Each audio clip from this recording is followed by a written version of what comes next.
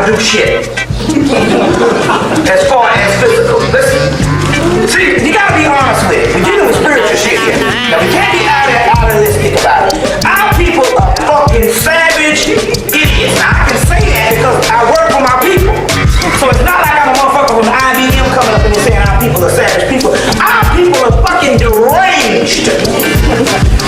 There is no word for them, but then again, it's prophesized that we cannot do anything on the physical. It's all about the spiritual.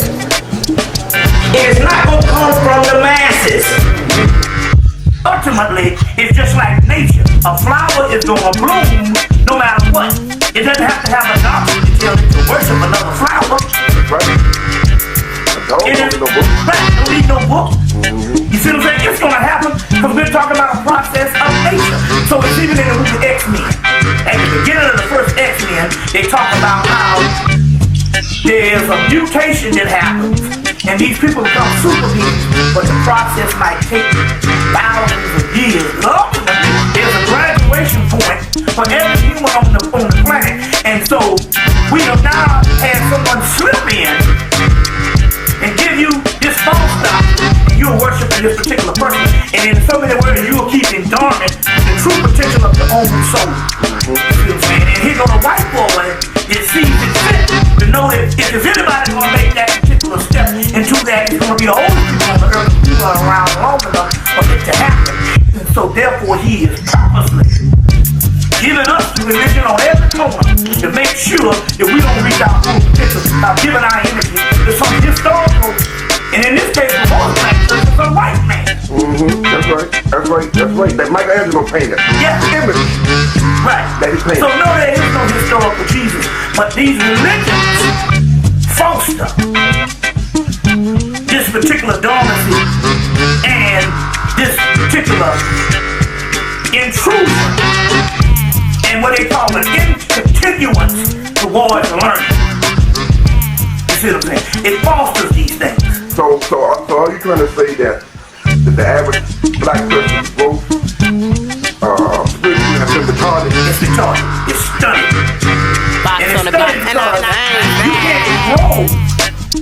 because you can't nurture your children in your house. Go to potential adults if you looking at some fictitious children someplace else, giving all your energy to them other than the children. Well, the soul, when it's asleep, it's called Harpocrates. It's called Harpocrates in Egypt.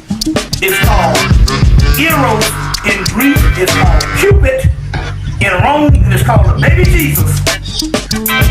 The baby Jesus in Christianity, or the baby Krishna in Hindu.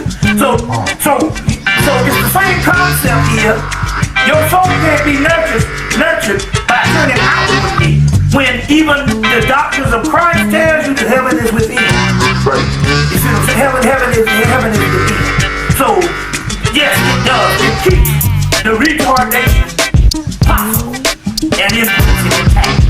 Now, Bobby, before, and most of us know that the Bible itself consists of maybe some truth, some mythology, some parables, some allegories, all put together.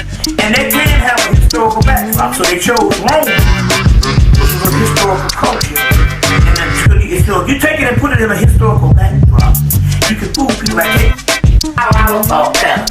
We can have mistakes that can come about in the community, and they become standard. They become standard. You understand what I'm saying? Right. There's the whole thing, there is no honor on thieves. That means that the thieves set up a certain code because the environment around them is this person here done got over. So therefore, we all get over on each other because everybody in this community is the same way. Like take for instance, I'm up in New Jersey. I met a brother who worked in the jail. In the jailhouse, they get a lot of people, and they have these brothers, some brothers up there, they trying to teach these people a certain amount of knowledge and information.